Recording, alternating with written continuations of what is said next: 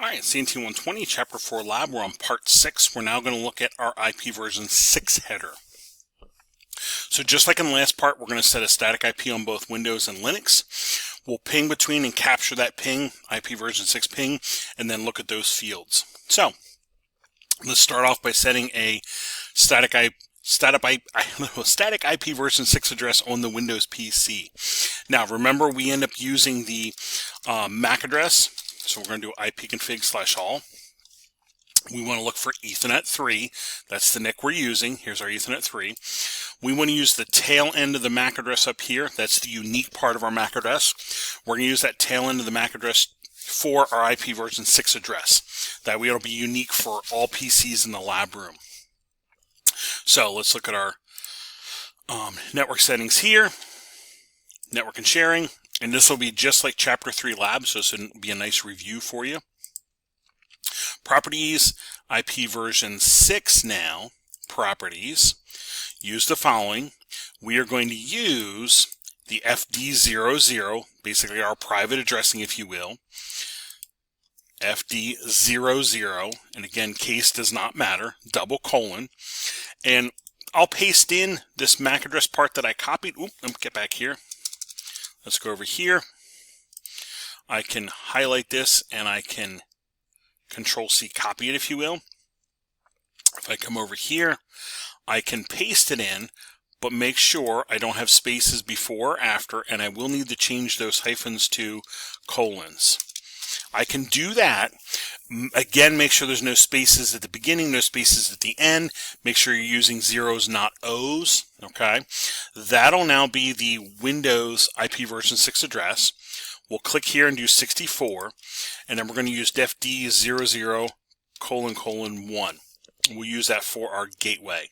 It's not a legit gateway, but it will use that because I think on Linux it doesn't let us get by without that. So I will say OK, I will say close, I will say close. On my Windows machine, I will do ipconfig, and I'm going to look under Ethernet 3. I'm going to look for that address I just set. There it is. Whoop, whoop. Okay. I'm now going to do the same process on my Linux side. So let me close this out. Let me close this out. So I'm going to do the same process on my Linux side. So over here, ifconfig, Ethernet address. Here is the tail end, D8-4EE4 in my case. I'll highlight that. I can do a Control-C. And or I can do a right-click copy, one of the two. I will go to my network settings here. This time I'll shut off the NIC. I'll go to my gear here, IP6 this time, manual, FD00::, and I can right-click paste this in. Again, make sure there's no extra spaces here, there, etc. Prefix will do 64. Gateway, yeah, it doesn't let us get by here. FD00::1. Again, that's a fake one. It's not real. We'll do apply. We'll then turn the NIC back on, and we'll look for that to show up. There it is. I will close this out. I will open up my command prompt. I'll do ifconfig, and I'm going to look for that IP address, that IPv6 address. Now, there's the link local, but here's the one we set. Okay. Whoop, whoop. Now that both of those are set, I'm going to do a quick test to make sure I can get to, I have a ping between these, if you will.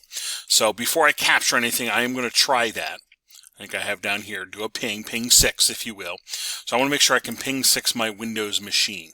So on my Linux, I will do ping 6 FD00::, and then over here I need 283DCB. 28:3DCB, 3DCB, and I will give it a whirl. There we go. Look at that. We have a good successful ping. If you do not double check for typos, go back, reset, make sure you don't have any typos in there. It's really easy to make typos in this. Hopefully you remember that from before. Now that that's working, let's Wireshark on the Windows side. We want to Wireshark on the Windows side of that ping. So I want to minimize my command prompt there. I'll open up Wireshark again. Ethernet 3. on my Linux machine, I'm just going to reissue that ping that was successful before. I'm going to let about 5 or 6 of those go through to the Windows machine. I'll do a Control-C to stop that. I'll minimize my Linux machine, and I will come over here and do a stop. So now on Wireshark, I want to put an ICMP version 6 filter in here, ICMPv6. So now I'm only looking at the ping requests and replies from the 2 machines on IP version 4. So I want to look at one of these first requests over here, just like we did before. We want to look at these header fields. We want to see these header fields we were talking about. So over here on the request, here's your Ethernet header. Here's the IP version 6 header. So let's open this guy up.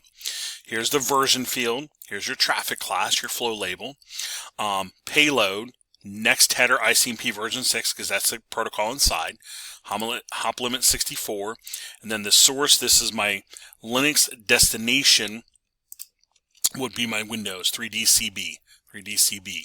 So there is my request fields, my ICMP version 6 request fields in the ICMP version 6 header. We want to capture those just like we did before, and then we'll capture them out of the reply as well. So let me slide this over just a little bit. I'll get my notepad up. Actually, I'll do it this way. There we go. Come on, Mr. Brown. So here we want to do, this was part 5, so now we want to do part 6, IP version 6 and ICMP version 6. We'll say the header on this guy. So here's my ICMP version 6 request, and I will come over here and I will right click and say copy all visible items. I will come over here and I will paste. And again, I don't need the Ethernet and so forth. I will leave the ICMP version or IP version 6 header field, and I will get rid of these last 2 lines down here. That shows the source and destination address. And now I'm going to do the ICMP version 6 reply. So I will now look at the one below, right down here. Here's a reply. And we'll see these addresses flip-flop. The source in this case is now Windows going back to Linux. That's the only thing we're really different we're seeing on this one. So again, on this one, I'll do copy all visible items. I will paste it over here under the reply. I will get rid of the top 2 lines up here. I don't need the Ethernet and so forth. And I'll get rid of the bottom 2 lines here, and I just have my ICMP version 6 header fields. Yeah, there we go. And that looks good. I will save that text file. Make sure you save your progress on that guy. And we'll need to set our IP version 6 addresses back. There was the reply headers and so forth, and there's saving our notepad file. We can close this Wireshark out, and we will now set our IP addresses back on both of these. So I'm on Windows. I'll go here to my Windows, and I will go to Network and Sharing, Ethernet ICMP version 6. Or excuse me, TCP IP version 6. I don't get it yet. I'm going to clear these out. I'll do obtain, close. And then on my Linux machine, I'll do the same thing. I'll go here,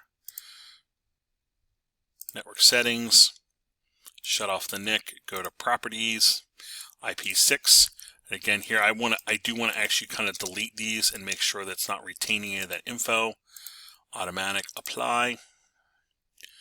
I'll come back out here, turn my NIC back on, and it should be cleared out and just has the local IP6 address. All right, that is my ICMP version 6 part of the lab. We'll come back in the next part and look at netstat, and we probably can do netstat and traceroute together in the next podcast.